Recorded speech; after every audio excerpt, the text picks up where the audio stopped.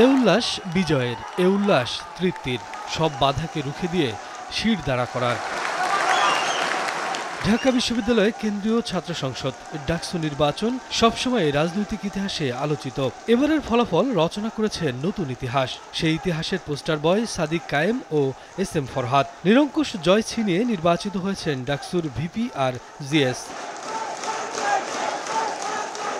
শুধু ভিপি ও জিএসই নয়, এজিএস সহ প্যানেলের অধিকাংশই হয়েছেন নির্বাচিত।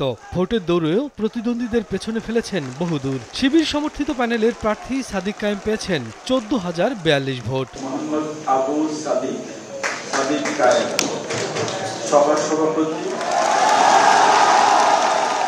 আর তার নিকটতম প্রতিদ্বন্দ্বী ছাত্রদল সমর্থিত প্যানেলের আবিদুল ইসলাম পেয়েছেন 5,708 ভোট।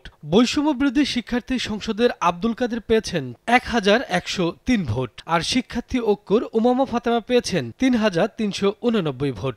এস এম ফরহাদ প্রাপ্ত ভোট 10,700।